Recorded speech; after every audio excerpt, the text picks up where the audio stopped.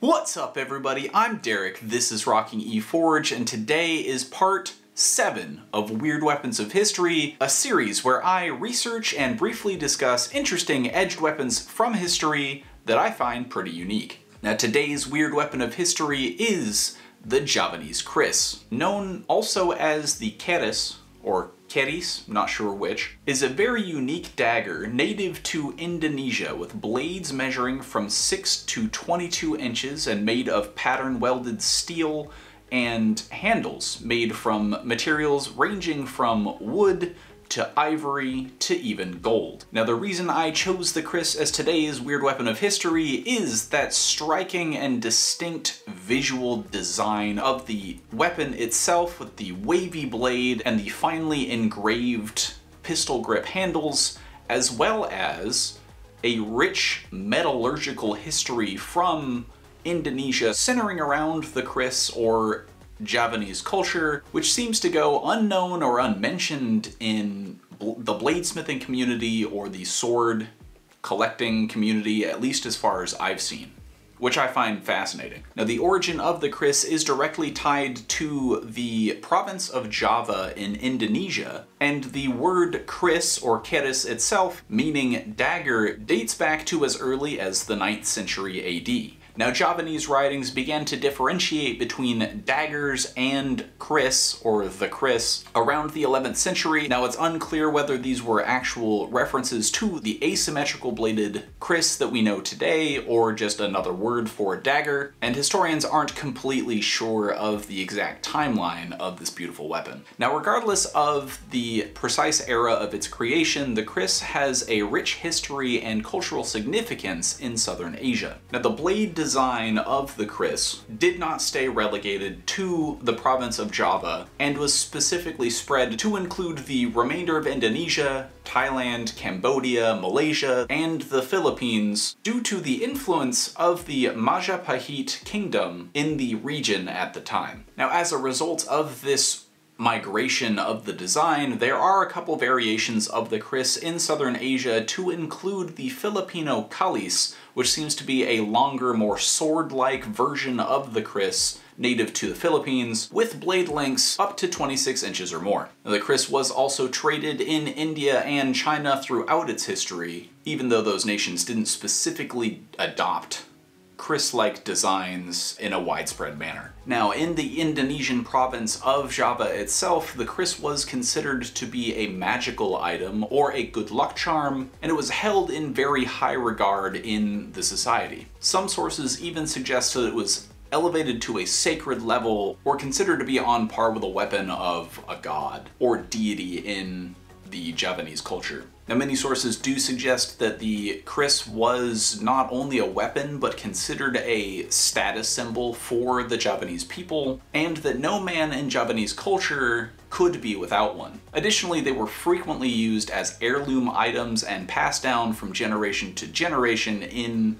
Java, as well as throughout Indonesia. Now, while the Kris is best known for having that unique wavy blade, some blades having as many as 19 distinct curves in that blade, many Kris blades were in fact forged with a straight, waveless blade, and I found no specific sources which suggested that one was more desirable than the other in Javanese or in Indonesian culture, and there seem to be as many straight blades as there are wavy blades in museums and collections of Kris themselves, which to me suggests a fairly wide distribution of either style. Now the cultural significance of the Javanese Kris was demonstrated in its striking and absolute beautiful appearance and the intricacy of their designs. Almost all Krises had beautiful, intricately hand-carved or hand-engraved either wooden or ivory or golden handles, showing depictions of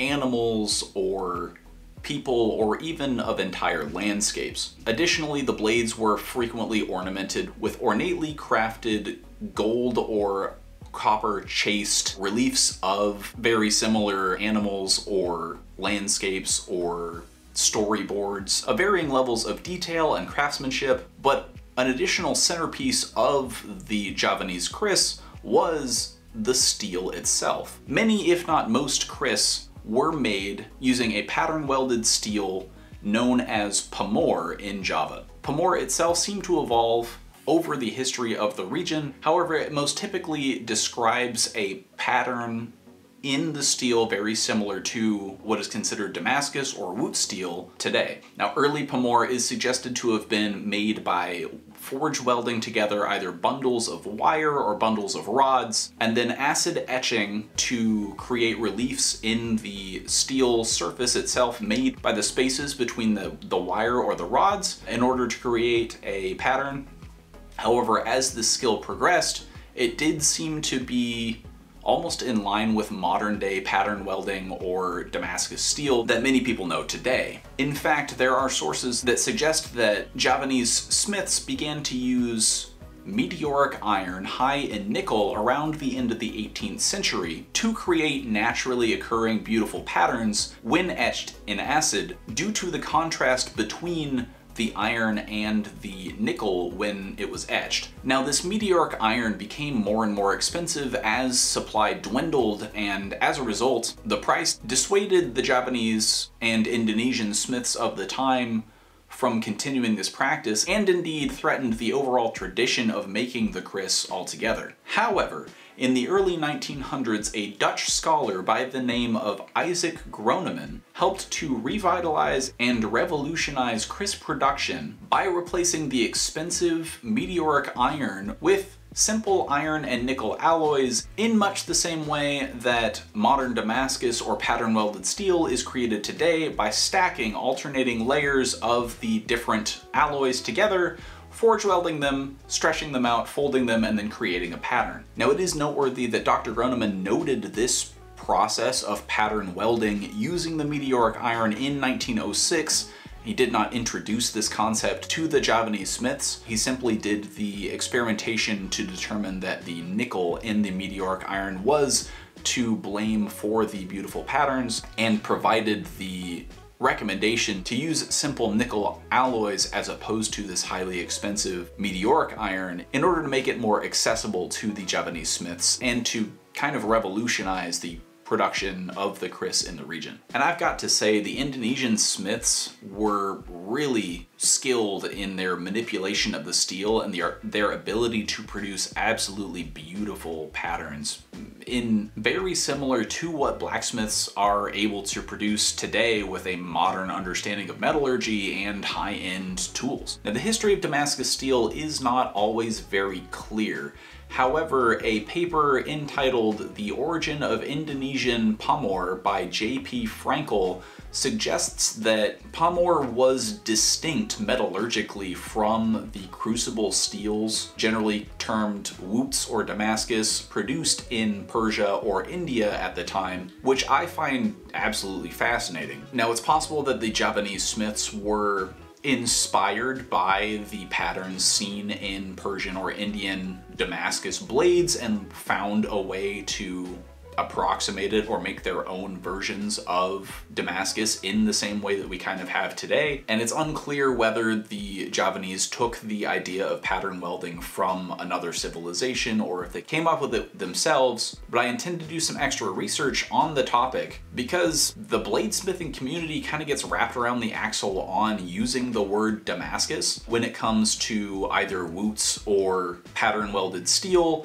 There are some purists out there that suggest that Damascus should be specifically used when discussing real Damascus or Wootz steel made in India or Persia. However, there are not a lot of people talking about the history of pattern welding as we know it today, and I think that pattern welding requires just as much skill and is an equally valid way of making blades that no one seems to be talking about. So I fully intend to be doing more research into Indonesian Pamor and the history of pattern welding itself. So let me know in the comments below if you would like to see a video of that. I may even try to publish a paper on it in, the probably distant future. But you did not come here for a doctoral dissertation on the history of pattern welding, so shoving, really, the metallurgy nerd in me, I will shift to covering the kris's use throughout its history. Now, there are some historical suggestions that the Kris was used as an executioner's knife throughout Indonesia, possibly Java, or into southern Asia, where the blade was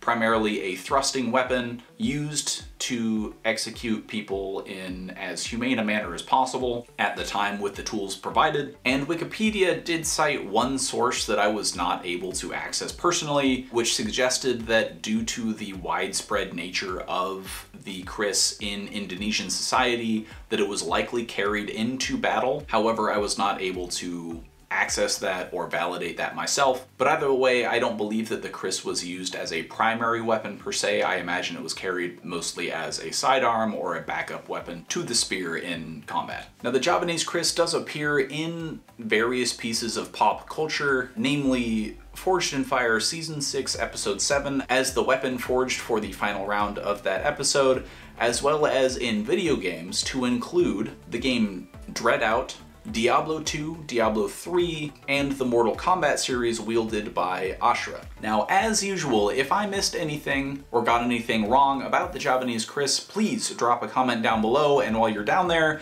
please let me know what weapon you'd like me to cover next. If you enjoyed this video, please drop a like, leave a comment, hit subscribe, ring that notification bell. If you want to support me and the channel further, please consider becoming an honorary striker on my Patreon. Link is in the description below the video, and as always, keep on rocking.